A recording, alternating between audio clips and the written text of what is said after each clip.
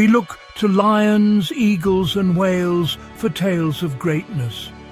But the world's greatest epics are often quiet, hidden beneath our feet. In the moss and leaf litter, entire civilizations rise and fall. The forest floor is a living tapestry where every creature plays a vital part. To understand the world, we must see the significance in the small.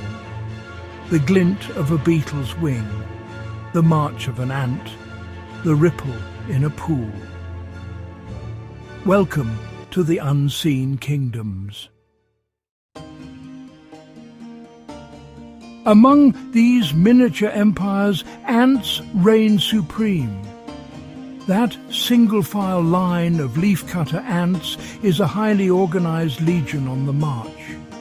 Each ant carries a leaf not for food, but to cultivate a specialized fungus, their true sustenance.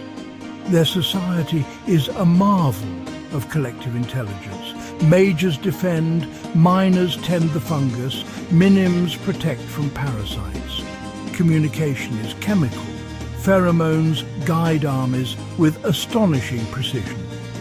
Underground, they build vast cities with nurseries, ventilation and food chambers. The discipline is absolute. Each ant lives for the colony, not itself. They work, fight and sacrifice without hesitation for the greater good.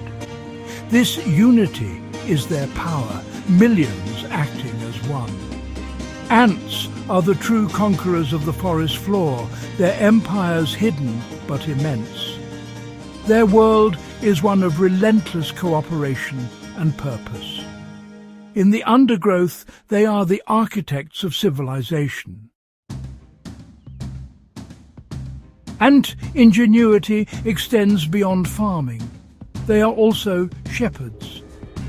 Some ants tend flocks of aphids, harvesting sweet honeydew in exchange for protection. They stroke aphids to encourage honeydew, fiercely defending them from predators. If food runs low, ants relocate their aphids to fresh plants. This is mutualism at its finest. Both species benefit, shaped by evolution. But ant society is not all harmony. It is also a world of organized warfare. When colonies clash, scouts assess, armies mobilize, and battles erupt in calculated chaos.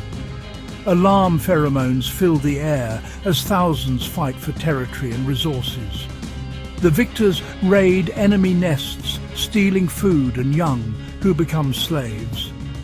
For ants, the world is divided nestmate or enemy, no mercy for the latter. These silent wars are among nature's most savage conflicts.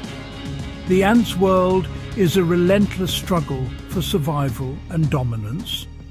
Their battles shape the very fabric of the forest floor.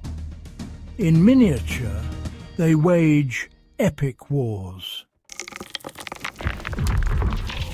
At the water's edge, a different empire rules, one of stillness and sudden violence. The Grey Heron stands motionless, a master of patience and precision. Its sharp eyes scan the water, detecting the slightest movement. Time slows as it waits for the perfect moment. Then, in a flash, its neck uncoils, bill striking with lethal speed. The heron seizes its prey, a culmination of evolutionary perfection. It manipulates the catch, swallows, and resumes its statue-like pose. This solitary monarch rules not by numbers, but by mastery of stillness and explosive power. Its kingdom is the quiet water, its reign absolute. The heron's patience is its greatest weapon. In the shallows, it is both ghost and king. From solitude to society, high in riverside trees, cormorants gather in bustling colonies. The trees teem with sleek black birds, their calls a constant chorus. Nests crowd the branches, generations returning to these avian cities year after year.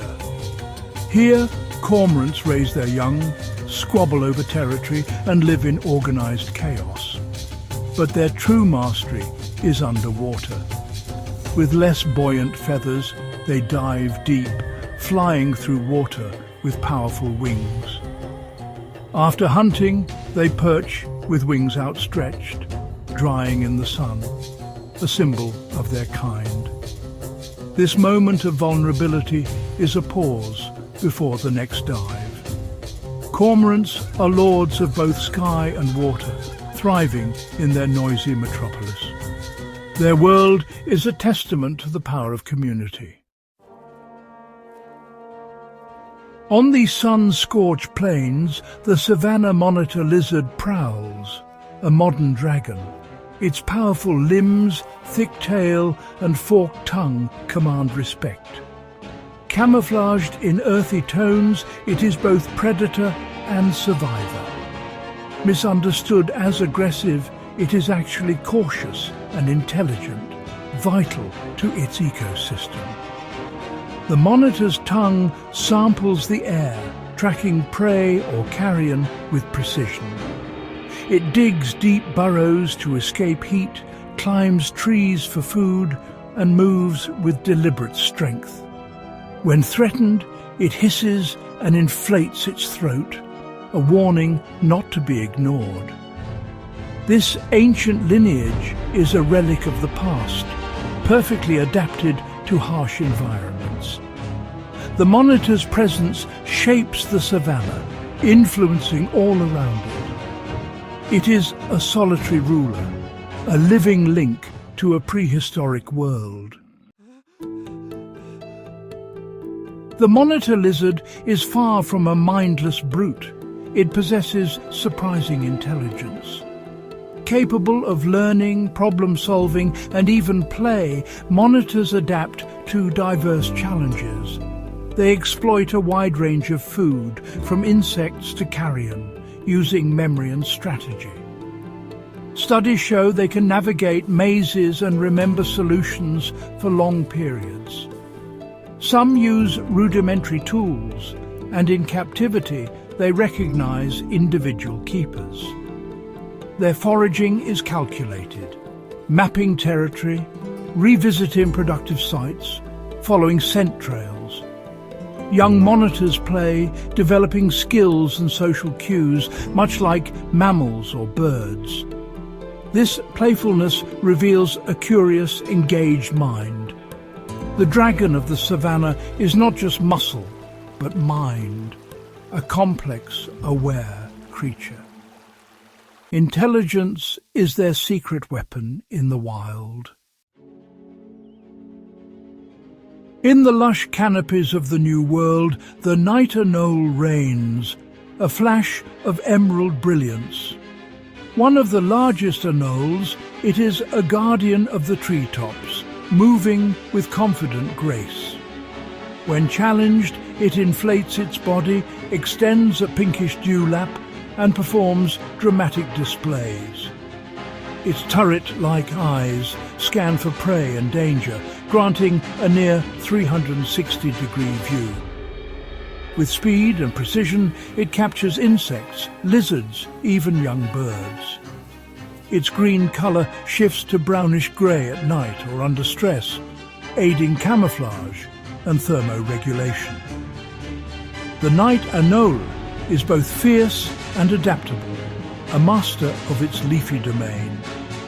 Its color reflects its mood and state, a living mood ring in the treetops. This small dragon is a vivid testament to reptilian diversity and beauty. In its kingdom, it is both knight and ruler.